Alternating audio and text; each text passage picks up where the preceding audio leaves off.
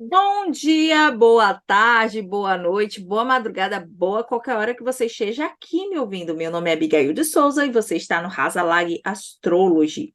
Hoje vamos fazer um repost do vídeo do Fórum da Astrologia Mundial, onde eu compartilhei a live com Antônio Brito, os astrólogos Maurício e Rui Costa, sobre o mapa da independência do Brasil. Como um complemento à live, no final do vídeo, eu vou acrescentar a parte referente à profecção anual do mapa da Constituição Federal de 88, que é o mapa que eu uso para análises da política brasileira contemporânea. Ok para vocês? Então venham comigo e aproveitem o vídeo da live.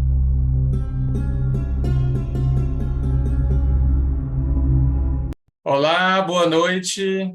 Estamos em mais uma live aqui do canal do Fórum de Astrologia Mundial, comemorando a Semana da Pátria, a Semana da Independência, quando nos tornamos uma nação independente de Portugal. Então, temos muito o que comemorar, principalmente hoje, na data realmente do 7 de setembro, né? Tivemos a live de ontem com a Bárbara Abramo, o Zé Maria e eu. A Bárbara, inclusive, pede desculpas porque apareceu em imprevisto, ela não pôde estar presente hoje aqui, mas temos hoje ilustres da astrologia, Maurício Jacoel, que já foi fundador aqui do nosso Fórum de Astrologia Mundial. Temos também aqui o Rui Sá, ou Rui Barros, como ele colocou, também que bastante conhecido na astrologia mundial e política. E temos também aqui a Abigail de Souza, astróloga tradicional, que também já esteve aqui conosco em outra live. E vamos falar sobre o que gostamos, que é a nossa querida astrologia, pelo viés da astrologia mundial, que é a astrologia de países, e também a astrologia política. Fique à vontade de fazer perguntas, tirar dúvidas. Aproveito para fazer o convite de você inscrever-se no nosso canal aqui do YouTube e também do Instagram. Deixe o seu like, porque aumenta bastante a nossa visibilidade. E hoje é um dia de comemoração, né? Inclusive, foi um dia bem tranquilo, diferente de anos anteriores, que era um dia tenso, quando eu chegava aqui, o dia 7 de setembro. Mas, graças a Deus, as coisas mudaram, o Brasil voltou a ser o que ele era antes, como a maioria estava acostumado, de ser um dia tranquilo, um dia de comemoração. Maurice, vamos iniciar por você, que já esteve aqui conosco em outras lives, que viu o Fórum de Astrologia Mundial nascer. Seja bem-vindo, fique à vontade. Obrigado, Antônio, obrigado. Estou muito feliz de estar aqui com o Rui, com a Abigail, com você. Realmente é uma oportunidade incrível da gente usar essas novas tecnologias para poder debater, conversar, estar junto com os amigos, as pessoas que a gente não tem tanta disponibilidade, às vezes, de viajar, de encontrar nos lugares, etc. Bom, eu trabalho com astrologia há muito tempo, né? Desde os anos 80, que eu comecei a estudar astrologia e a trabalhar com astrologia. Tive o Espaço Geração em São Paulo. Agora fiquei 3 anos em Portugal, agora estou em Brasília. E a astrologia mundial sempre me interessou, porque eu me interesso por política, por sociologia, antropologia, já fiz filosofia, psicologia, as guias todas, astrologia. Bom, mas o que eu tenho para dizer sobre esse momento do Brasil, usando o mapa astrológico do Brasil, quer dizer, olhando para esse mapa astrológico, e a maioria dos astrólogos que trabalham com astrologia mundial, e o Rui vai explicar isso um pouco melhor, utiliza a data do dia 7 de setembro de 1822, que é a data oficial da proclamação da República. E o horário foi vastamente retificado por vários astrólogos ao longo do tempo, que dá esse horário das 4h06, 4h08 da tarde. O Brasil tem o Sol em Virgem, e o ascendente Aquário e a Lua em Gêmeos. Então, é uma combinação de ar e terra. Portanto, tem uma certa tensão natural entre a questão da economia, da agricultura, da produção de alimentos, da exploração da terra, e a parte da mistura de raças, povos que vieram para cá, que é bem o Aquário, bem essa mistura de pensamentos, de ideias, esse lema que em algum momento apareceu de o Brasil ser a terra do futuro, é um lugar visionário para os primeiros navegantes. Eles tinham uma visão de uma nova terra, alguns eram templários que imaginavam que essa nova terra poderia abrigar uma igreja que se oporia à igreja romana, que estava sendo muito autoritária e persecutória na época, enfim, várias visões de futuro. Os próprios povos originais do Brasil, eles tinham uma visão da terra sem males, a terra paraíso, a terra perfeita que eles almejavam encontrar, etc. Então, eu acho que tudo isso faz parte do ideário do ascendente Aquário, de como se manifesta essa população. Então, o ar, ideias, pensamentos, ideologias, grupos, e uma certa leveza do povo com a Lua em Gêmeos, uma coisa que às vezes é séria, às vezes não é séria, é muita brincadeira, o esporte, tem umas misturas aí entre a seriedade da terra, do pé no chão, da produção, do resultado, e do jogo, da brincadeira, da leveza, do faz de conta, que é o ar. Eu estou fazendo uma síntese aqui, mas eu queria falar do momento atual. Eu queria puxar um pouquinho o momento atual.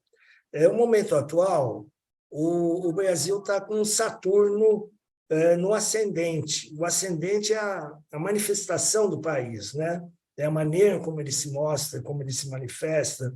É toda uma... E o Saturno ele propõe uma visão crítica, uma percepção crítica. Ele indica, não é que ele manda um raio para cá, nada disso, mas ele é um indicador de que chegou um momento em que essa nação precisa fazer uma reflexão, uma revisão crítica da sua existência. Isso acontece a cada 28, 29 anos. Então, aconteceu na Constituinte, aconteceu no golpe de 64, enfim, são várias datas que vão marcando claramente essa passagem. O Rui vai explicar isso melhor, essa passagem do Saturno no ascendente do Brasil. E o Saturno está lá ainda, saiu do Aquário, entrou no Peixes, mas está por aí. E nós estamos vendo realmente que o Brasil está se reformulando com várias questões ainda pendentes a serem resolvidas ao longo dos próximos 4, 5, 6 anos, que são as questões ligadas à economia, a direitos civis, à justiça, etc. O que eu queria ressaltar é que, nesse momento, dentro desses ciclos que se sobrepõem, nós estamos com um ciclo muito importante de Júpiter e Urano, que estão se encontrando na base do mapa do Brasil, aquilo que a gente chama Casa 4, que é a questão da terra, que é a questão da oposição ao executivo, que é a Casa 10. E o Urano ele chegou aí depois de 84 anos, que é um ciclo enorme, e ele vai ficar 7 anos passeando nessa região da Casa 4, vai transitar durante 7 anos. E ele está indicando, então ele está anunciando que agora em 23 e 24 em diante, com mais intensidade, toda uma reformulação do uso da terra, de como vão se definir melhor e de uma outra maneira o uso da terra, a questão dos povos originários, a distribuição da terra, reforma agrária, MST, esses temas eles vão ganhar uma relevância cada vez maior a partir de agora. Hoje é aniversário do Brasil, né? Quando o Sol volta para o mesmo ponto que estava lá no dia 7 de setembro de 1822. Então, de certa forma, nós estamos aqui pensando nisso, pensando no Brasil, vendo que reformulações vêm a partir de agora.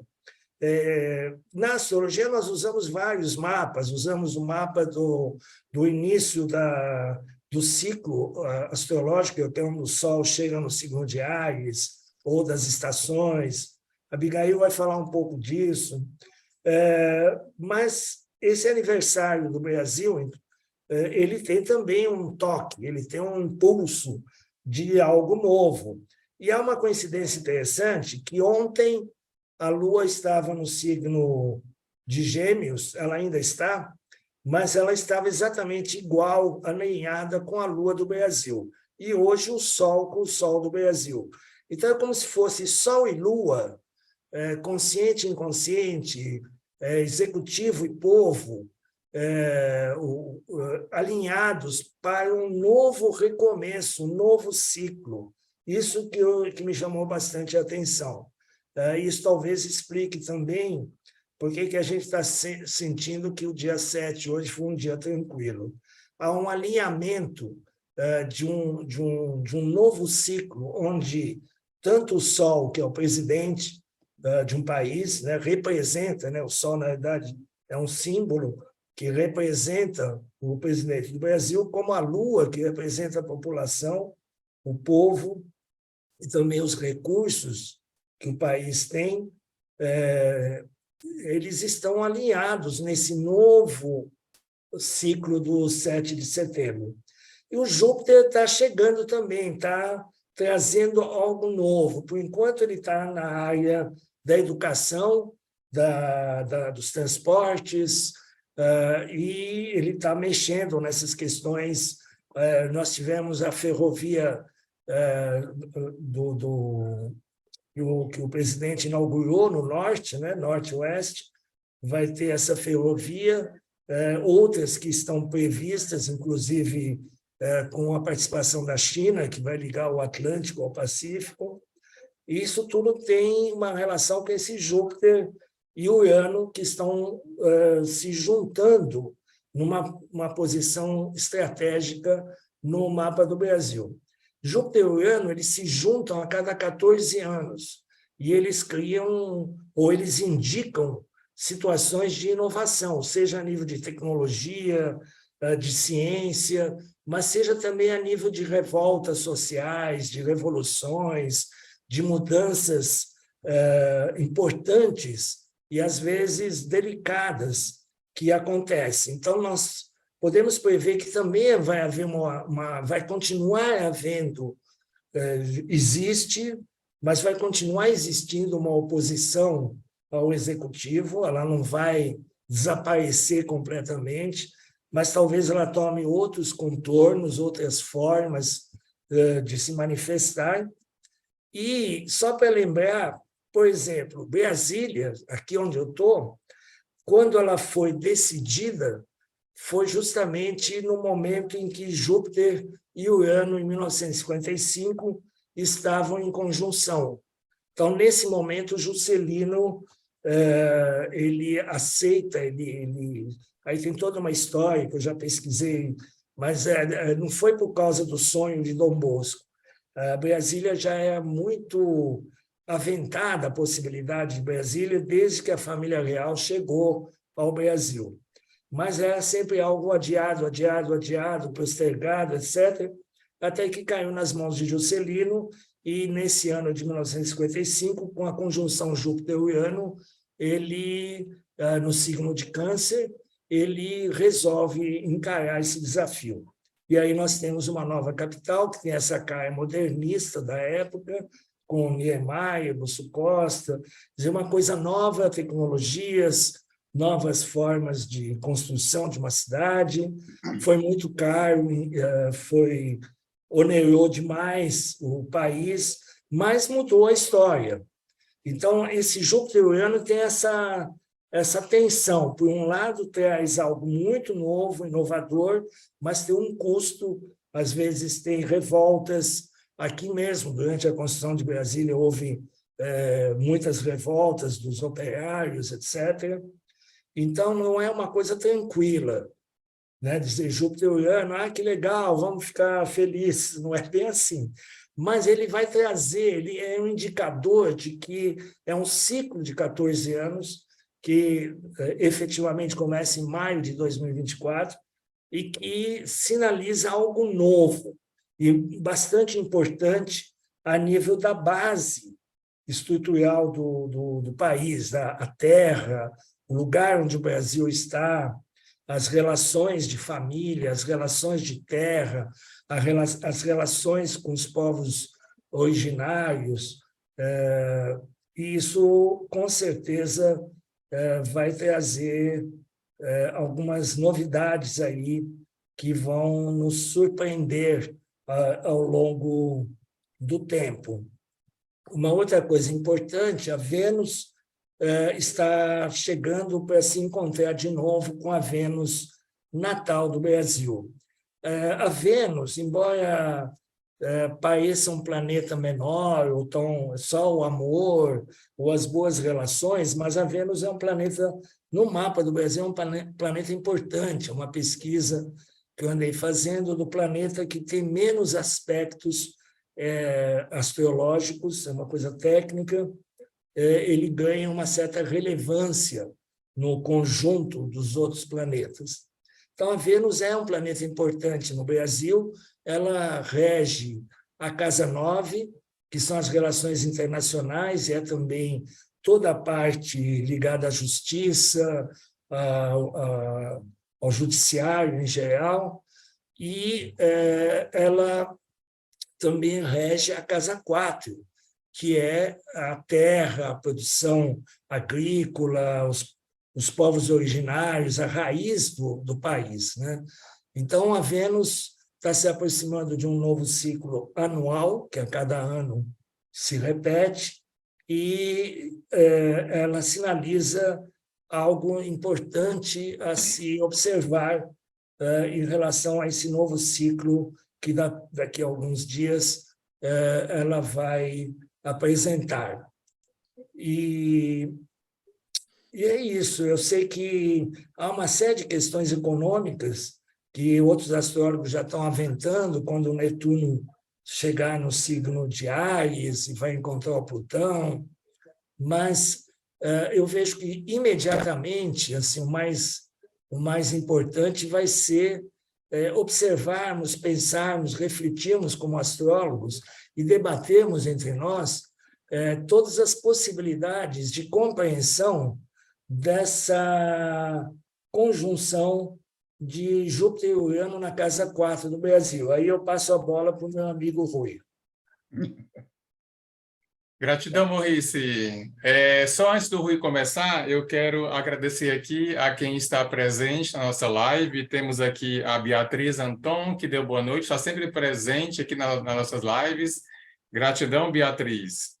Temos também aqui a Adriana Pereira, que deu boa noite, e a Deusa Rodrigues. Sejam bem-vindos, sejam bem-vindas, fiquem à vontade em fazer perguntas, tirar dúvidas para os nossos palestrantes. Rui, é com você. Obrigado, Antônio, obrigado pelo convite. É um prazer estar em companhia de vocês, do Maurice, da Abigail, que eu não conhecia, e tenho o prazer de conhecer hoje. É bom ver gente nova aparecendo também. Talvez seja nova só para mim, que eu não conheço. Eu estudo astrologia há 40 anos também. Eu acho que eu e o Maurice começamos mais ou menos na mesma época, década de 80. Rapidamente, eu escrevi um livro que é um estudo, o Espelho Partido, que é um estudo sobre a astrologia e a psicologia freudiana. e depois escrevi Astrologia e História do Brasil, 2 volumes, né? Que é um trabalho bastante com a Cissa, que é uma colega nossa, uma amiga querida, a Cissa Bueno, que, como eu disse, tem uma vasta tabela com trânsitos e progressões que dá para fazer uma série de estudos a partir daqui. Lembrei o nome do astrólogo que foi o primeiro a fazer a retificação do mapa do Brasil e a propor esse horário do 16/8, Antônio Facciolo, né? Eu estou com 70 e poucos anos, de repente as coisas começam a sumir da memória da gente, mas elas voltam, ainda voltam. Então, está muito bem. Escrevi, desde 2009, crônicas mensais no Clube do Tarô, no site do Clube do Tarô, né, sobre astrologia mundial, geopolítica, economia mundial, cultura, etc., etc., etc. Agora o site está fazendo uma reforma para novas plataformas e eu tenho escrito alguns posts curtos no Facebook. Tá? Toda segunda-feira eu procuro colocar, né, alguma coisa bem rápida, pontuando alguns assuntos internacionais que eu acho mais urgentes. Você podia colocar o mapa do Brasil aí, Antônio, por favor, que a gente já começa. Olha, gente, está acontecendo um monte de coisa, tem uma porção de assuntos que poderiam ser abordados. O Maurice já adiantou alguns deles, e eu vou me concentrar num problema econômico que eu acho assim, que é absolutamente decisivo, e não é olhando para o futuro muito longe, é olhando para esse futuro imediato, que eu acho que precisaria, né, de uma tomada de decisão muito forte, decisiva, para poder sair de um círculo vicioso.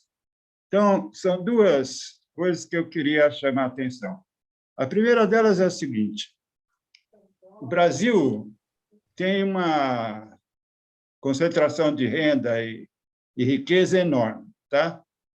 No censo de 1872, que foi o primeiro, e foi um censo bastante incompleto, mas acusou o seguinte: na tabulação vai aparecer o seguinte: 10% da população tinha o controle sobre 50% da riqueza e da renda. Tá certo?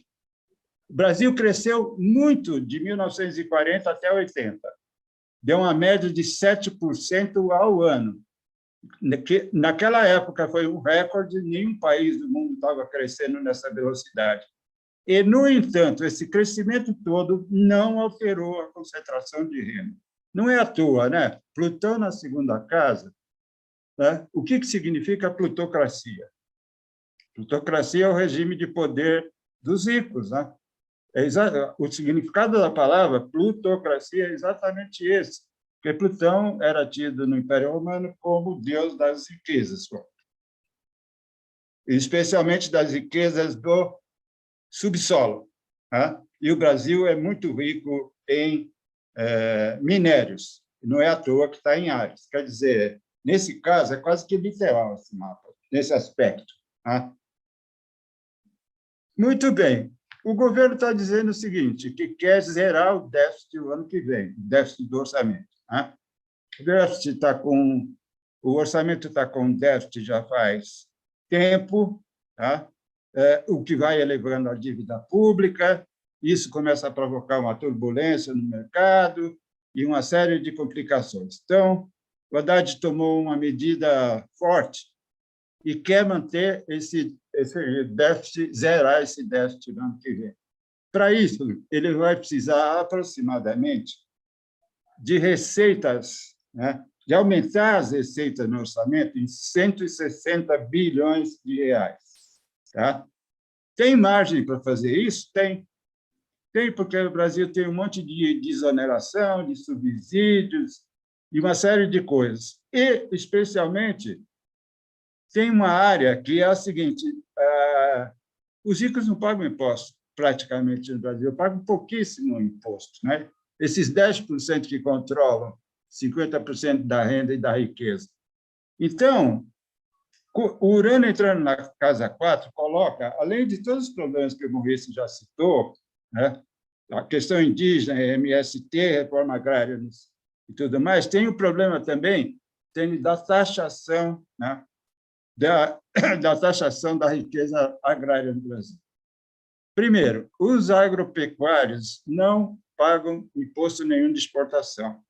Segundo, o imposto territorial rural é ridículo de tão pequeno que é. Tá?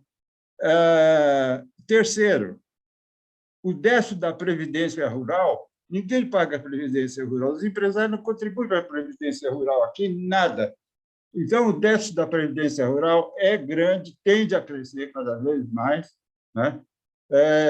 E que a maior parte do déficit da Previdência vem do setor rural. O setor urbano, até recentemente, era razoavelmente equilibrado. O rural é que dava uma diferença bastante grande. Então, o governo tem, imediatamente agora, nesse semestre, né, uma grande batalha aí pela frente, que é tentar convencer o Congresso, né, os parlamentares, que a maioria dos países taxa dividendos, por exemplo. O Brasil não. Né? Taxa fundos, alguns fundos de investimento exclusivos. O Brasil não. Tá? O imposto sobre herança no Brasil é assim, na maior parte dos planetas do G20, G20 não conta bem porque tem muito país asiático, mas se você pega a OCDE, por exemplo, que integra um bloco de países aqui do Ocidente, o imposto sobre herança, por exemplo, é 20%. Aqui no Brasil é 4%. Ou seja, você tem uma margem, né, de manobra para aumentar essa receita do governo. O orçamento é casa 11, tá? Por quê? Porque a receita, né, é onde se define também a receita do governo, do executivo. É a segunda partida 10ª. E é regida por Júpiter, que está aqui em Gêmeos junto com a Lua. Tá? Ocorre que os nossos parlamentares, especialmente nessa legislação agora, eles têm assim um fascínio por gente rica. Eles acham que gente rica não deve ser incomodada. São seres angelicais, não precisa incomodar esse povo, falar de imposto para eles, para quê? Eles podem pegar o patrimônio deles e as empresas deles e se transferir para o exterior, sempre essa mesma história. Agora, se o governo desiste dessa taxação, porque o Congresso vai resistir e o governo vai tentar fazer uma discussão grande, né? Eu colocaria um lembrete que é o seguinte: já tem 8 meses de governo, o Lula não fez um pronunciamento em TV aberta até hoje, para explicar seja o que for. Né? Eu acho que está chegando a hora dele ter que fazer alguma coisa, porque vai haver pressão no Congresso em relação a essa tributação que é necessária fazer.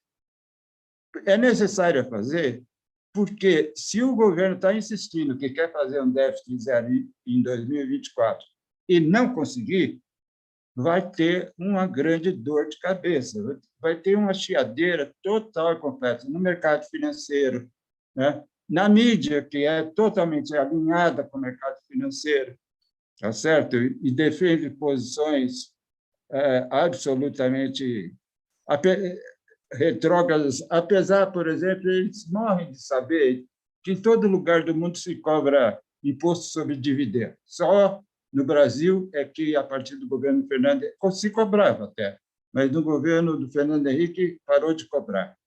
Então, eu acho que o Urano entrando na casa 4, toda essa discussão, se compreende, ela vai ser estimulada. Não? Vai ser estimulada. Agora, vamos ver se o governo vai ter competência, tá, para fazer uma discussão pública que leve, né, que convença os parlamentares que há necessidade efetivamente de fazer, né, essa tributação, há necessidade de fazer esse crescimento. Alguns membros do governo chegaram a sugerir o seguinte: não, vamos fazer um orçamento para o ano que vem que tem um pequeno déficit. Tá? Porque se a gente conseguir zerar, ótimo, é uma grande vitória. Né? Se você planeja um pequeno déficit e consegue zerar, é uma grande vitória. Agora, se você planeja zerar e dar um déficit, tá? Vai ser uma grande chateação, um grande aborrecimento. Né? Essa é uma questão que é muito importante resolver imediatamente. Do outro lado, há outra questão que é fundamental. Eu falei que entre 1940 e 80, o Brasil cresceu numa média de 7%. Tá? E pulou de renda baixa, de um país de renda baixa, para um país de renda média. Ocorre que, nesses últimos 40 anos, né, o Brasil continuou exatamente no mesmo lugar. A renda per capita no país continua oscilando, dependendo do câmbio, né, do ano do câmbio, como está o câmbio no ano, ele oscila, está entre 10 e 12 mil dólares por ano. Tá certo? Já fazem 40 anos. Né? O Brasil está estagnado. Desse ponto de vista, o Brasil está estagnado. E, sinceramente, eu não conheço nenhum país do mundo que tenha conseguido saltar da renda média, né, para alta, tá certo? Praticando aquilo que o neoliberalismo prega, né? Ou seja, um orçamento equilibrado, inflação baixa e câmbio flutuante. Ter essas coisas sob controle é bom. Sempre é bom ter o orçamento mais ou menos equilibrado, a inflação baixa, porque a inflação é um imposto sobre os pobres, e etc., etc. Agora, isso não garante crescimento. Nunca garantiu crescimento em lugar nenhum. Tá? Sempre, quando esse assunto vem a história da Coreia do Sul. Né? A Coreia do Sul era um país pobre, tá certo? Passou para a renda média e da renda média subiu, foi para a renda alta. Tá?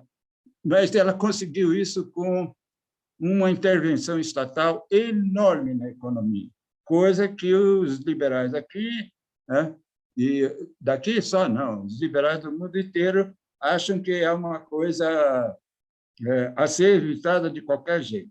Bom, basta olhar a história da América Latina, para ver todos esses golpes militares, esses regimes políticos totalmente instáveis, que toda hora estão em crise, né, mostram exatamente o quê? Os países da América Latina, e o Brasil está incluído nisso, por que eles estão presos na renda média? Alguns deles estão presos na renda média, outros estão ainda na renda muito baixa. Eles estão numa situação neocolonial. Ou seja, são exportadores de matéria-prima. Isso, no mapa do Brasil, é outro problema assim, seríssimo. O regente da Casa 4 do Brasil é Vênus. Onde ele está? Está na Casa 7, balança comercial. É outra coisa literal no mapa do Brasil. Tá certo? Outra coisa absolutamente literal. Né? E como é possível, você compreende, romper, né, essa situação? Em 86, a participação da indústria no PIB brasileiro era de 27%. Foi mais alto que chegou a acontecer. Atualmente está em 10%. Tá? A participação da indústria no PIB do Brasil caiu violentamente e rapidamente. Nos países ricos também caiu, mas esses países já eram ricos e a participação caiu devagar. O Brasil caiu muito rapidamente. Quer dizer, houve uma desindustrialização, né, claramente a partir do governo Collor, e uma desindustrialização que foi permitida pelas autoridades e que os governos do PT não conseguiram redefinir, não conseguiram dar a volta por cima. A minha esperança é que essa conjunção de Saturno e Netuno, né, em cima do Plutão, crie condições para se pensar em como sair disso. Há necessidade do Brasil de... Não tem jeito, você compreende? Quando o Brasil perdeu, né, perdeu o pique, porque aquele crescimento de 7% também tinha um monte de problema envolvido naquilo. Um deles é que foi muito financiamento de fora, né? O dólar estava barato, os juros externos estavam baratos e o governo, principalmente o Médici e o Geisel, se endividaram muito. Quando os Estados Unidos teve que triplicar a taxa de juros lá, foi um Deus nos acuda. O México e o Brasil, por exemplo, foram para a moratória direto a partir de 82. Tá certo? Então, o Brasil estava concluindo, naquela época, 80, 82, estava concluindo a segunda fase da Revolução Industrial. Aço, petróleo, eletricidade, química, maquinário, tá? E capital aberto, SAs, né? SAs são claramente da segunda fase da Revolução Industrial. Ocorre que no mundo, né, aqui no Ocidente, estava começando a terceira fase, informatização e automação, e o Brasil perdeu o bonde. O Brasil perdeu o bonde nessa história. Praticamente, a gente exporta toneladas de cereais, carne, minério de ferro, petróleo, tá? Para poder importar tudo que é eletrônico. Tá? Quando não é produzido por multinacional dentro do Brasil, é tudo importado. Mesmo a agricultura, a nossa agricultura é altamente dependente de multinacionais, semente, fertilizante, pesticida, né? Maquinário, tudo isso é produzido por multinacional ou importado. Tá? Ou seja, se houver qualquer conflito internacional aí mais sério, né, a gente pode ficar, de repente, sem muitos desses componentes que fazem aí a pujança do agronegócio. O Brasil precisa ter alguma indústria de ponta, gente. Precisa ter, entende, para poder romper com esse ciclo neocolonial que fica totalmente dependente, né, do mercado externo. Nós não controlamos o preço das matérias-primas. Né? Tudo que a gente exporta, não, os preços não são ditados internamente aqui, são ditados por bolsa de mercadorias que se situam fora do país. Tá certo? Então, nós precisamos investir em ciência e tecnologia, né? Precisamos ver as áreas aí onde já existe alguma coisa. Eu citaria, por exemplo, 2 áreas. A aeroespacial, que o Brasil já tem um know-how nessa área e pode desenvolver isso, né? E em biotecnologia. Biotecnologia, a gente tem a Embrapa, tem a Exalc, e agora eu fiz uma pesquisa recente, eu vi que várias universidades federais no Brasil, né, estão fazendo pesquisas, por exemplo, na área de biotecnologia, medicação, por exemplo, para câncer, tá? Na Universidade Federal de Goiás. Eu nunca imaginei que uma coisa dessa estivesse ocorrendo por lá, tá? Mas está ocorrendo. Eu acho que essa questão é muito importante, tá certo? E eu acho que nós temos que olhar com isso com bastante cuidado e carinho, porque são coisas muito, muito importantes. Veja só o que está acontecendo na Argentina, por exemplo. Né? Peronismo, Macri. Tá? Peronismo e agora Milei, tá? Que é uma... Ou seja, fica girando de um lado para o outro e não sai do lugar. Continua em dívida, continua com a inflação altíssima, etc., etc. Porque tem algo que é estrutural nisso, e ninguém consegue mexer nessa história. Né? É necessário sair tentar sair desse sistema neocolonial em que nós estamos metidos. A África Ocidental começou a dar alguns passos nesse sentido. Estão se livrando dos franceses, agora foi o Gabão, né? Foi o Burkina Faso, Mali, né? Níger e agora o Gabão, tá certo? Eles estão fazendo a segunda fase da independência deles, porque na primeira fase ainda os franceses permaneceram, a língua francesa, o franco como dinheiro deles, e as empresas francesas todas lá continuaram todas lá com seus privilégios de sempre. Eles estão fazendo, estão tentando, pelo menos, fazer, né? Aqui na América Latina é necessário também ter uma visão sobre isso. No Brasil, eu acho que essa conjunção Saturno-Netuno caindo em cima do Plutão, do mapa da independência, é uma oportunidade real para se fazer alguma coisa diferente e escapar disso que nós vivemos, né? Essas amarras que a gente vive. Tá certo? Era isso. Gratidão, Rui. Depois dessa aula de geopolítica, eu fico até sem graça. Abigail, deixa disso. Quero ver como é que você lida com o mapa de 88, querida. Eu sou historiador. Eu preparei vindo do zero, então vou começar aqui o chat. Eu estou curioso. E eu sou historiador, então não tem nenhuma grande coisa. Deixa eu pegar aqui, compartilhar, apresentar.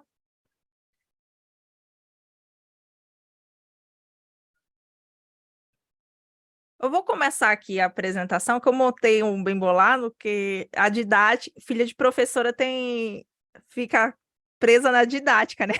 Eu fiz um plano de aula. Então, essa parte 2, eu já fiz um vídeo do mesmo título, de Mapas do Brasil, sobre uma parte da história brasileira comparada com os mapas da época das conjunções de Saturno e Júpiter, que é a metodologia do Abu Mashar, que é um astrólogo árabe do século VIII.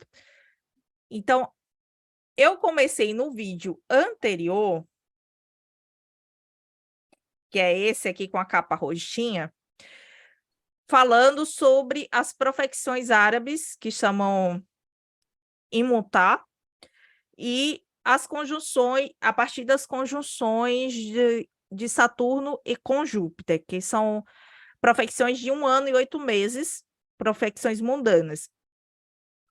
E no decorrer da aula anterior, que foi 40 minutos de vídeo, gente, eu trabalhei acerca deste mapa simbólico que se repete em toda virada de governo. Aconteceu na abertura dos portos, em 1808, na independência do Brasil, em 1822, na República, e em 89. O ascendente dessa profecção árabe tinha alcançado o signo de Sagitário todas as vezes.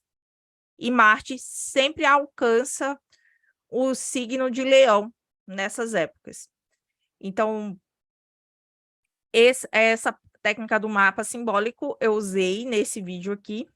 E no mapa da posse, que foi em janeiro, que eu revisitei quando fiz a primeira live aqui do FAM, a gente trabalhou sobre o mapa do novo governo e de alguns eclipses que vão ocorrer nos próximos anos, inclusive os eclipses que alcançarão o continente americano agora no segundo semestre. Aí eu vou começar a partir desse ponto.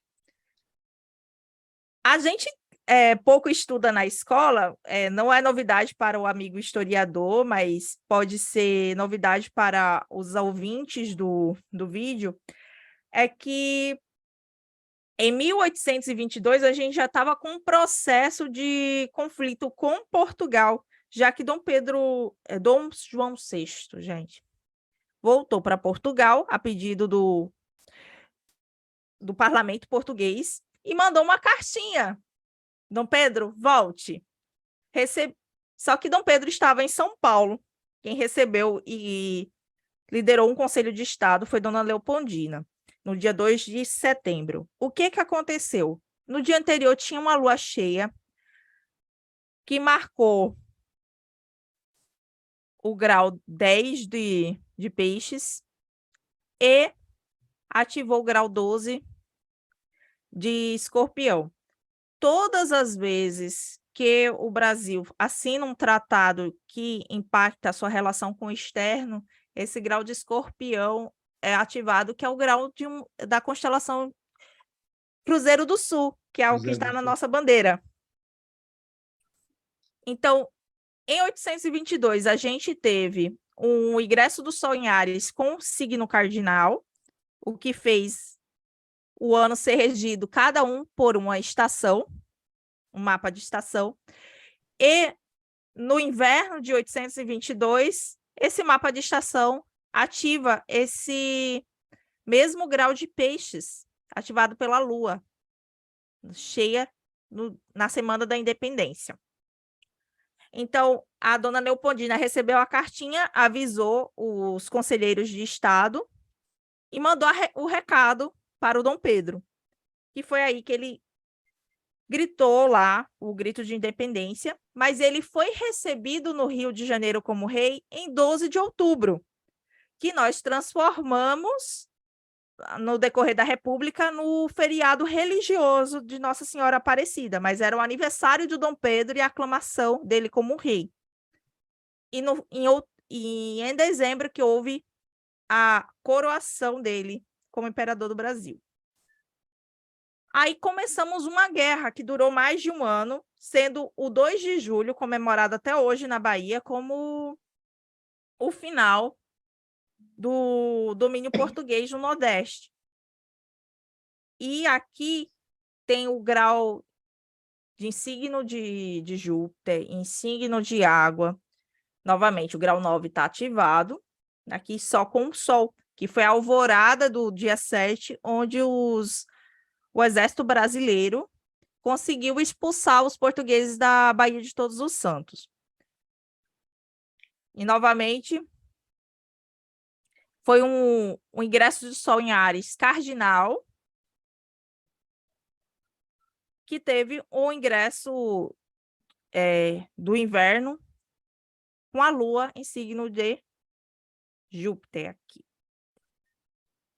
Mas nosso Tratado de Independência foi assinado apenas 2 anos depois, em 29 de agosto de 825. E, novamente, a gente tanto teve um ingresso cardinal em Libra e um ingresso da estação do ano em um signo de Júpiter, sendo que a lua cheia anterior a esse tratado, no dia anterior, ativou o signo de Escorpião. Então, 60 anos depois desse tratado, a gente teve um golpe da República. Eu não vou me aprofundar nas questões que ocorreram da libertação dos escravos, que é uma questão pendente em nossa história, nem do arranjo do conflito entre a industrialização pretendida e os donos do café. O certo é que houve uma conflagração do golpe de Estado na alvorada de 15 de novembro. Outra coisa que eu esqueci aqui. Esse tratado foi assinado aqui no Rio de Janeiro em agosto, mas só foi homologado em Portugal em 15 de novembro. Eu achei uma coincidência muito engraçada quando eu estava pesquisando para esse vídeo aqui. Então, em 15 de novembro, 67 anos depois, 64 anos depois, ocorre um golpe militar que deu origem à nossa República. E, novamente, um ingresso do Sol em Áries em signo cardinal, o ingresso da estação num signo jupiteriano e a lua cheia ativou o grau ativado pela lua lá da Semana da Independência. Então, a gente tem uma repetição de simbologias que rompem e se repetem. Aqui a Lua em Leão, no mesmo grau do Marte simbólico que aparece nas conjunções de Saturno e Júpiter. Então, para essa aula, eu não sabia do que tratava-se. Então, a gente vê uma repetição de, novamente, o Isa aqui começou em signo mutável, foi até a metade do ano, e o golpe de Estado que deu origem ao Estado Novo em 1930 ocorreu no final de outubro. Os gaúchos chegaram em outubro e declararam o governo em 1º de novembro, na véspera de finados, onde eles amarraram os cavalos no obelisco do centro do Rio, no Paço Imperial. Então, houve a repetição dessa lua em peixes e de signos jupiterianos aqui. Uma coisa que eu notei muito, quando há deposição de chefes de Estado, nesse caso aqui foi, infelizmente, um suicídio, naquela famosa carta do Saio da Vida para Entrar na História, os mapas mostram sempre o signo de Libra ativado, o que implica tanto numa ativação, talvez de casa 8, com a Vênus regendo uma casa 8, ou de uma casa 12 de inimigos do país. Houve um horário registrado para o suicídio de Vargas. Eu não vou descrever a forma como ele morreu para não dar gatilho em ninguém, mas está no livro de história, tá, pessoal? Aí temos a fundação de Brasília. Eu tive dificuldades em achar a data, porque teve festa da inauguração desde o dia 20/4, que era o dia do descobrimento, a antivéspera do descobrimento, mas eles queriam que fosse a inauguração no dia 21/4 para coincidir com o feriado de Tiradentes, que seria celebrado como herói da pátria. Eu posso fazer uma pequena janela aí, Abigail? Sim, sim, sim. Porque eu estudei bastante o processo de Brasília e da inauguração. Essa data foi escolhida pelo Juscelino porque ele tinha em mente, 21 de abril, ele tinha em mente, quer dizer, dentro da visão dele, a construção da nova capital é uma forma de começar um novo Brasil. Então, ele trouxe o sino que tocou na morte de Tiradentes, ele trouxe a imagem de Nossa Senhora Aparecida, padroeira de Brasília, e ele declarou que, a partir de 0h do dia 21 de abril, estava inaugurada a cidade. E aí, realmente, foi uma missa à meia-noite, o Papa ligou através do rádio para celebrar, comemorar, enfim, dar os parabéns. Teve uma missa com embaixadores, uma série de coisas assim. As luzes da cidade apagaram e acenderam às 0h, e teve um baile de gala logo em seguida, um jantar e um baile de gala. Então, todos os historiadores aqui consideram que a inauguração de Brasília é às 0h do dia 21 de abril, com ascendente aquário, touro com ascendente aquário. Eu vi as manhã, datas, porque foi entregue a chave da cidade no dia anterior. Foi no dia, sim, foi à tarde, mas ali foi uma cerimônia do Lúcio Costa, que entregou a chave da cidade para Juscelino, mas não foi tão importante como a missa da meia-noite. E aí, às 11h30 da manhã, ele fez o discurso de abertura do Congresso, do Senado e do Supremo Tribunal Federal. Isso foi a instauração do poder, vamos dizer, nessas casas, foi às 11h30 da manhã. Mas a inauguração da cidade, com toda a força assim, de presença foi realmente à meia-noite, com ascendente aquário. E é interessante porque são os 3 signos de ar. Às 11h30 da manhã vai dar os Gêmeos. Aquela hora que ele recebe a chave, vai dar o Libra no ascendente. É só isso porque esse tema mexe comigo, que eu escrevi um longo artigo, Artigo. uma pesquisa. Isso é bom que está entre pessoas estudiosas, porque a gente tem essas informações. Porque eu vi vários, inclusive o de ascendente aquário, o da cerimônia do Lúcio Costa, eu da cerimônia oficial de 11h30. Aí, assim, como marcou a transferência da capital para lá às 11h30, eu vou usar esse, mas sabendo que teve a festa de meia-noite e a entrega no dia anterior. E uma coisa que me chamou a atenção foi o Sol em Touro, no primeiro grau de Touro.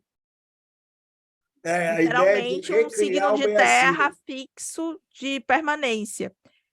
E nesse ano, o ingresso do Sol em Áries tinha sido em Gêmeos, e a lua cheia anterior à inauguração em Libra, o ascendente em Libra, que mostrava bem, novamente marcando uma grande mudança do Brasil.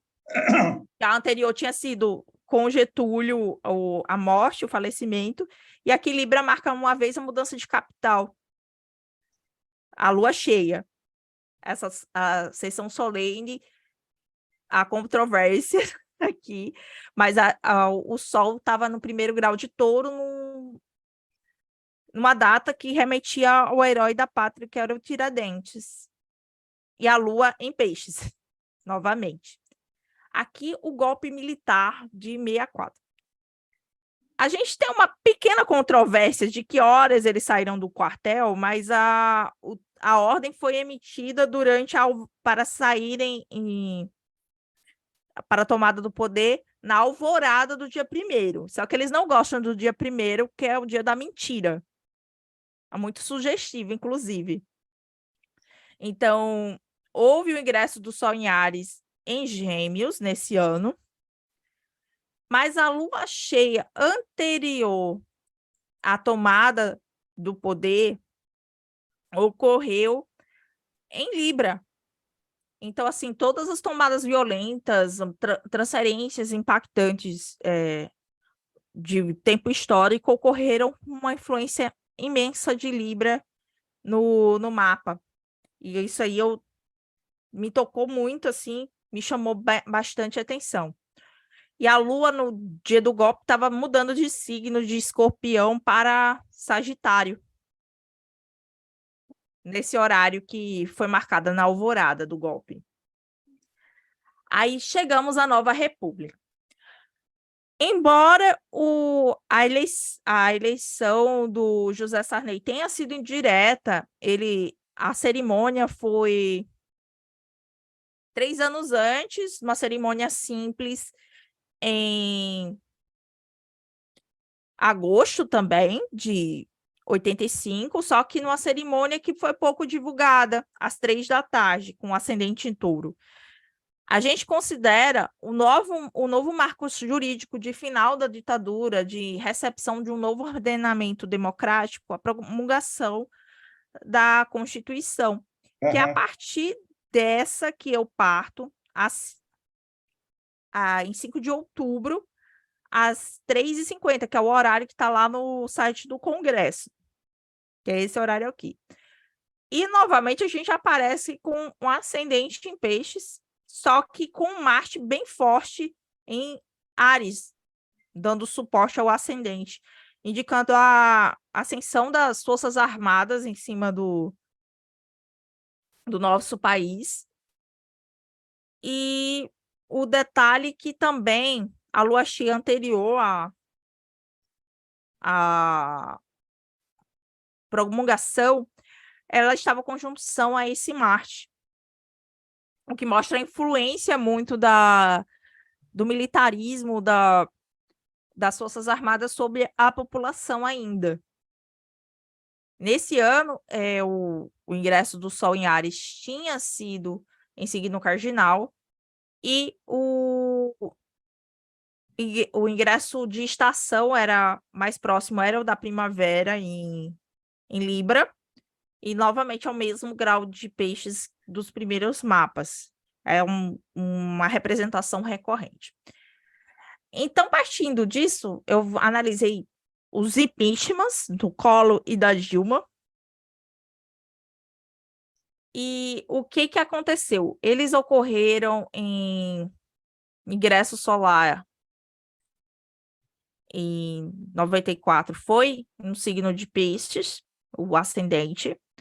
Porém, ele valeu até a primavera do mesmo ano, no ingresso solar em Libra. E ele passou a ser aquário, o ascendente do ingresso solar. E a gente tem que ter noção que, apesar da Câmara dos Deputados ter aberto o processo em agosto, também é uma marca bem interessante de todos os presidentes que sofreram algum tipo de golpe, coisa e tal, ocorreu entre agosto e outubro, ele renunciou em 29/12, às 11h30, tá nos anais do Congresso, e a sessão do Senado, que tirou os poderes políticos dele no dia seguinte, ocorreu no mesmo horário, que era com ascendente ainda em peixes. E, novamente, a luazinha naqueles 10 primeiros graus. Já no impeachment da Dilma, ele ocorreu a sessão do Senado em agosto, em 31 de agosto, a sessão definitiva. E o ingresso do Sol em Áries tinha começado no signo cardinal, e o ingresso do Sol em Câncer começou com o MC em Libra, o que já marcava uma grande mudança do país. E, novamente, vamos vir a lua cheia com ascendente em Leão, onde estava a lua da independência, da lua cheia da independência anterior, e o MC em signo de ar, marcando aqui bem forte, assim. Foi 2 dias antes da sessão do impeachment, que o ascendente que tirou ela do poder, a sessão começou às 9h40, estava na mesma estrela Alfeca, que é a mesma estrela do Tratado de Independência. Aqui. Eu achei bem interessante quando eu fiz assim, que marcou também um período geopolítico que o Brasil retrocedeu quase uma década depois de 2016. Aqui temos o mapa de ingresso do Sol desse ano. É um mapa cardinal. Na análise que eu fiz do início do governo, esse ano já se mostrava como o ingresso do Sol em Áries seria em signo cardinal, que cada trimestre teria uma coloração diferente. Começou em Libra, que é o governo de conciliação, de novo encerramento de ciclos, voltado principalmente para o outro, para as questões burocráticas da Casa 6, da saúde, da burocracia estatal, que estava toda demolida. Esburacada praticamente, sem orçamento. E Vênus na 8. A casa 8, ela representa a nossa dívida externa, a balança comercial, e a gente estava voltando muito à questão dos tratados comerciais a serem assinados, que foram nas reuniões dos BRICS e algumas assinaturas que o Lula fez no início do ano para trazer investimento.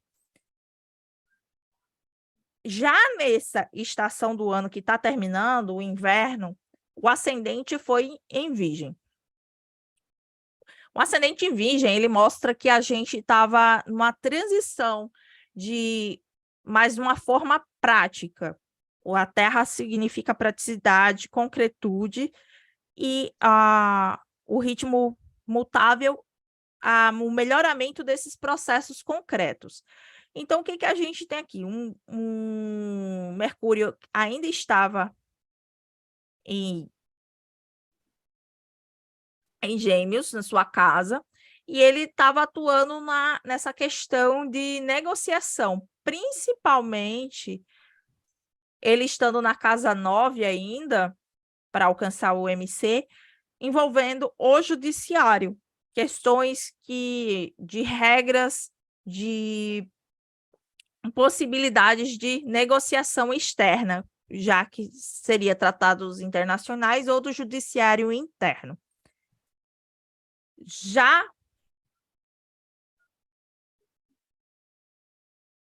dentro da estação, a gente tem várias lunações que ativam. A gente já passou pelas lunações de Câncer, as lunações do mês passado, que marcaram o auge da estação, inclusive coincidindo com o Sabá de Lamas, que é exatamente o meio de Leão. E aqui a gente tem as luas cheias e novas do final do inverno. A última lua cheia, na verdade, que ocorreu no dia 30 de agosto, ela vai influenciar até o dia 13 de setembro, marcando o eixo 1 e 7 do mapa de início de estação. Então, vai marcar as negociações de contratos e dívidas, já que o Sol e a Lua estão no eixo relativo a nós, como povo e o outro, e Mercúrio está ainda digno, ele saiu de uma dignidade do seu domicílio diurno para seu domicílio noturno.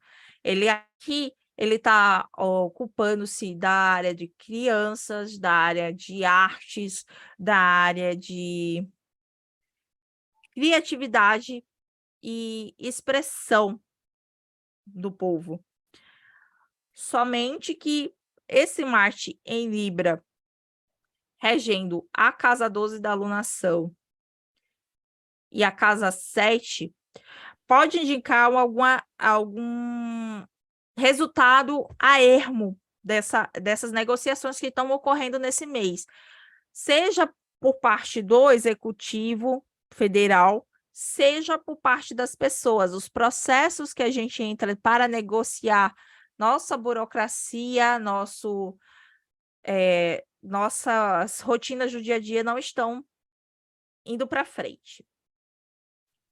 Já a partir do dia 13 até a mudança de estação, a gente tem a repetição do mesmo ascendente, só que com os luminares conjuntos ao ascendente no início da estação, reforçando os temas de autocuidado, de suporte popular e uma mudança na energia, como por assim dizer, do humor popular. E o final do ano será marcado por um ascendente em Leão. Aqui a gente vê que o foco será nas finanças e o governo pode terminar o ano com as finanças em queda, já que o Sol, que rege o povo, que rege a situação do país, está, ao ingressar em Libra, ele está decaindo. Marte na casa 2 também indica desperdício de recursos, embora pelo poder executivo está aqui representado por Touro e no ascendente, ele pode indicar que há ainda uma popularidade, alguma carta na manga que possa ser usada para injetar dinheiro na economia, mas que a gente não pode contar tanto com isso. Antônio, 3 minutos? Ou já Isso. acabou? Pronto. Assim, a gente vai ter 2 eclipses em outubro que vão alcançar o continente americano. O primeiro é a conjunção no início de outubro, no meados de outubro, que vai alcançar desde a costa leste, oeste americana até o nordeste brasileiro, com ascendente em peixes, ativando a casa 8 do ingresso de Libra, o que pode ativar nossas dívidas, algum problema mal resolvido, assim, de segredos de Estado serem revelados, e algum problema também com a questão de transporte e comunicação, já que os planetas estarão na casa 3 deste ingresso do Sol em Libra. Já o segundo eclipse, ele vai atingir apenas parcialmente o Brasil, no início da noite, sendo visível mais na região do Oriente Médio. Os eclipses em astrologia mundana, como a maioria de vocês sabem, eles têm mais efeitos onde eles são vistos, e no ápice nas regiões do ápice de visibilidade, pode haver algum conflito, algum evento político importante que seja um ponto de virada para aquela região. No caso aqui, é na Arábia Saudita e no Iêmen, que está em guerra há quase 10 anos. Desde a Primavera Árabe, a gente pode estar acenando para o final da guerra ou o recrudescimento do conflito nessa área. Já em relação ao Brasil, isso vai atingir o executivo em cheio, porque vai atingir o signo de Touro, que está no MC do ingresso da estação. Enfim, eu ia falar sobre a profecção anual, mas não vai dar tempo. Então, muito obrigada por tudo. Bebam muita água. Até o próximo encontro. Alguém tem alguma dúvida aqui no chat? Gratidão, Abigail, pelas suas informações. Trouxe muita riqueza de detalhes aqui, né? Infelizmente, o tempo passa rápido, pessoal. Então, já estamos chegando aqui ao fim da nossa live. Vamos agora para as nossas considerações finais. Começando por você, Maurice. Bom, primeiro eu quero dar os parabéns para a Abigail, que eu não conhecia o trabalho dela. Fantástica a sua pesquisa e a organização do trabalho, da apresentação. Muito, muito, muito bacana. E depois eu quero pegar o seu contato, o seu e-mail, para a gente trocar figurinhas. Quero te passar esse trabalho que eu fiz sobre o nascimento de Brasília. E não, quero estar em contato com você, é muito bacana. E eu quero agradecer ao Antônio, quero deixar aqui...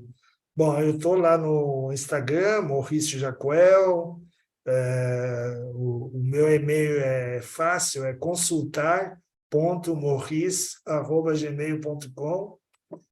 E eu estou aqui em Brasília, estou atendendo online, enfim, eu gosto muito desse tema da astrologia mundial, eu quero estar mais presente, inclusive, no fórum. Obrigado a você, obrigado a Bárbara. Gratidão, você será convidado em mais lives. Gratidão. Rui, com você. Muito obrigado pelo convite, foi um prazer.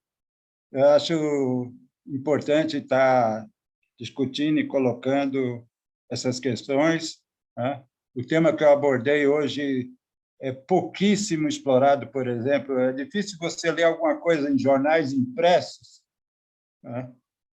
Abordando esse tema que eu abordei hoje. Tem alguns canais no YouTube que tem gente preocupada com isso também, alguns economistas, mas eu acho que é fundamental a gente colocar esse problema, entende? Porque, senão, é um ciclo vicioso. É um ciclo vicioso e o pior é que a carga de pobreza pode aumentar cada vez mais se continuar desse jeito. E aí não tem orçamento que chegue, né? Não tem, se cresce a pobreza, a pressão em cima do orçamento é imensa, entende? E é um problema que precisa ser encarado, precisa ser debatido e precisa ser resolvido. Foi uma grata surpresa também, a Abigail eu não conhecia, Eu queria perguntar para ela se ela estudou com o Gerson, né, que é um grande colega nosso que traduz textos de astrologia árabe, grega, né? É o homem, pelo menos é que eu conheço da astrologia tradicional, um dos mais eminentes colegas nossos. Muito obrigado a todos. Gratidão, Rui. Você será convidado para outras lives aqui Ah, conosco. foi um prazer. Abigail, Foi uma honra compartilhar a tela com todos aqui. E sim, eu estudei com o Gerson, sim. É, né? Esse approach das lunações dos ingressos solares eu aprendi com ele e com o Aham. Abu Machá. Obrigada, Benjamin Dix, também. E agradeço o convite ao Antônio Brito. Ele sabe sempre me convidar. Eu sou igual a farofeira, não me convide que eu venho. E foi um enorme aprendizado estar com vocês, assim. Eu até fiquei constrangida que eu teve uma aula de geopolítica aqui, de É, imperialismo, neocolonialismo. Gente, como é que eu vou explicar isso? Assim, mas assim, eu espero que tenha sido proveitosa para todo mundo foi, aqui foi, a Abigail. aula. E bom feriado para quem está viajando, bom final de semana para todo mundo. Foi um prazer estar aqui com vocês. e quem quiser fazer contato com você, Abigail, quais são os canais? Eu tenho o Instagram e o YouTube do Rasalag Astrology, que é a minha estrelinha que estava na apresentação, e o TikTok Abiga_SP. Rui, você não chegou a falar. Quem quiser entrar em contato com você, como é que faz? E-mail, rui.ssbarros.com.br. Tem escrito, como eu falei, no Facebook, né? Feito postagens, pequenas postagens às segundas-feiras. Beleza, então. Gratidão, então, a cada um de vocês por terem aceito o nosso convite. Novos convites terão. Gratidão a você que esteve presente aqui na nossa live. Fica o convite de você se inscrever no nosso canal. Deixe o seu like, tanto aqui do, do YouTube como do Instagram. Uma boa noite, um bom feriado. Vamos nos falando. Até uma próxima. Tudo de bom, pessoal. Tchau, Até. tchau. Tchau.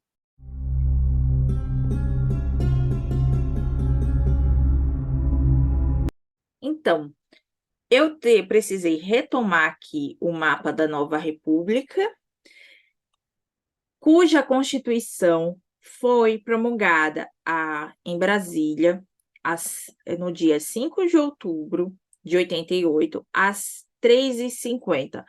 Mas, Tiabe, de onde é que você tirou esse horário?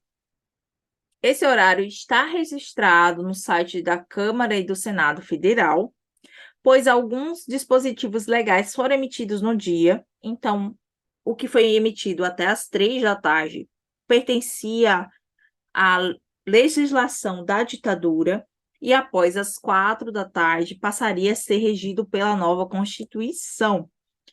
Então, eles deixaram essa data, esse horário bem registrado e também está registrado em vários documentários da TV Brasil, do horário que começou a ida do pessoal para a sessão do Congresso da promulgação da Constituição, com o final 50 minutos depois. Então, tá cravadinho, 3h50. Então, vamos voltar para o slide da profecção, que é o que interessa para nós agora.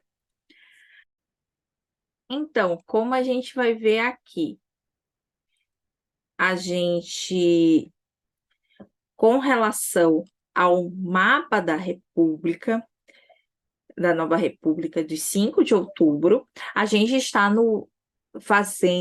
terminando o ano 34 após a Constituição, porque a gente conta a profecção a partir do aniversário do mapa. Estamos no ano de casa 11, terminando o ano do Brasil aqui, este mês de setembro. Então, o que temos aqui? A gente tem um ano majoritariamente do poder legislativo, ou seja, profecção anual começa em casa 11, 11º signo. Inicialmente, no início do período, temos o maior poderio do executivo, nos termos de Júpiter, mas, porém, vai crescendo um maior poder de Vênus nos primeiros meses. Vênus rege as dívidas, o comércio exterior, mas também as estradas, que é onde a gente viu aquele bafafá todo. No decorrer dos meses, passamos a ver o aumento do poder de Saturno, que representa o legislativo, e a casa 12, que são as prisões, as pessoas excluídas, a saúde. Passamos a casa, um período de casa de termos de Marte, que fala da economia, aliados do governo e acordos internacionais já nesse ano. Esses termos de Vênus ocorreram durante 7 graus aqui, ó. Os 2 primeiros, um mês de eleição, né, do executivo, 2 a 3 meses regidos por Vênus, que rege a casa 8, casa 3 de locomoção, logística, estradas. Depois veio casa 11 e 12, que é nosso Saturno, por 2 meses, já em fevereiro a março.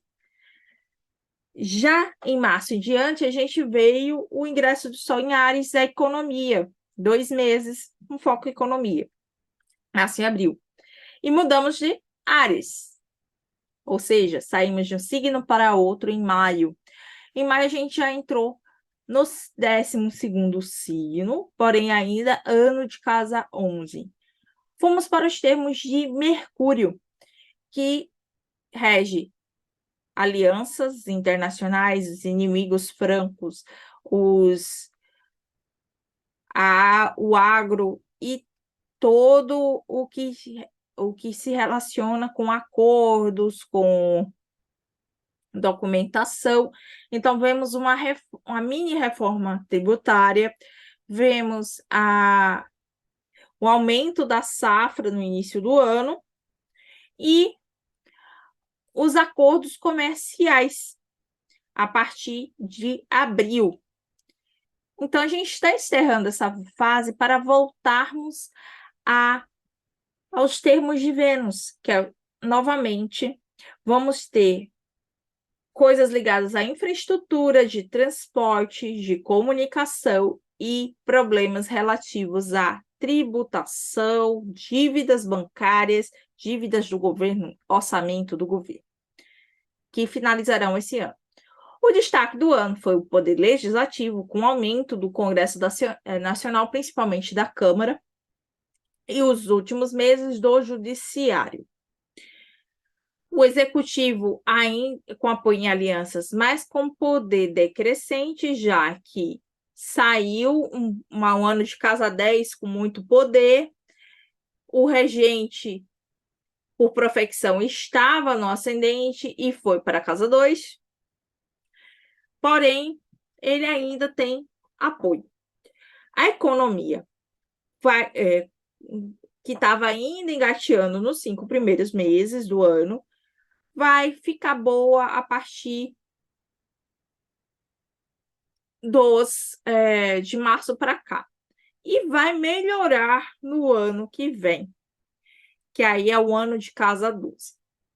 Ah, mas por que, Thiago? Em relação ao ano passado, o ano que se passou, né, de outubro a outubro, a gente começou com o ano meio saindo de uma recessão, melhorando paulatinamente apenas aqui no meio do ano, a gente vai ter um acréscimo da economia, porque esse Marte foi empurrado 12 casas atrás dele, então ele está no ascendente. Há um signo que ele tem apenas triplicidade. Então, ele vai ter uma certa dignidade, melhor do que o ano anterior, mas nem tanto. Porém, quando chegar nos 4 meses finais do ano, que representam aqui os termos de Marte, aqui a gente começa 10, passou 4 meses, em fevereiro em diante, a gente vai ver um aumento da atividade econômica, principalmente entre fevereiro até junho. Em junho, ela vai dar uma paradinha, algum desbalanceamento da economia, e a partir de junho em diante, julho, agosto, setembro, vão ser vão ser meses bons. Porém, a partir de então, vai ter uma leve queda na economia, já que vai mudar de signo a profecção, e essa coisa da economia vai dar uma parada, já que Júpiter vai para Gêmeos, e apesar de ser o retorno de Júpiter do Brasil, esse Júpiter vai estar em seu exílio. Então, só vai melhorar quando ele entrar em Câncer no ano que vem. O seguinte é esse, em meados de 2025. Então, de meio de ano do ano que vem até 2025 vai ter um ano de altos e baixos a partir de maio. Já em relação ao governo, a gente tem que o judiciário vai estar bastante forte o ano inteiro, junto com a economia, já que ambos são regidos por Marte, mas principalmente forte nos 2 últimos meses. E o executivo, com apoio e alianças, porém não tão forte. O legislativo, principalmente no final do ano, vai conseguir mais poder, especialmente em relação ao orçamento da União. Então, fiquem atentos a negociações sobre juros bancários, orçamento, sobre negociações de dívidas, que vão ser os temas do ano. A Casa 12, por si só, trata de assuntos relacionados à área de saúde ou sistema penitenciário e segredos de Estado. Então, muita coisa ainda vai ser revelada no ano que vem através de investigações e aberturas de documentos. Então, a gente só nos resta esperar, ok? Então, é isso. Muito obrigada a quem assistiu a live e a este complemento do vídeo. Aguardem que no decorrer do mês a gente vai ter mais vídeos, tanto sobre o Brasil, quanto os próximos 3 meses, e estudo de mapas de famosos, ok, pessoal? Bebam muita água e até o próximo vídeo.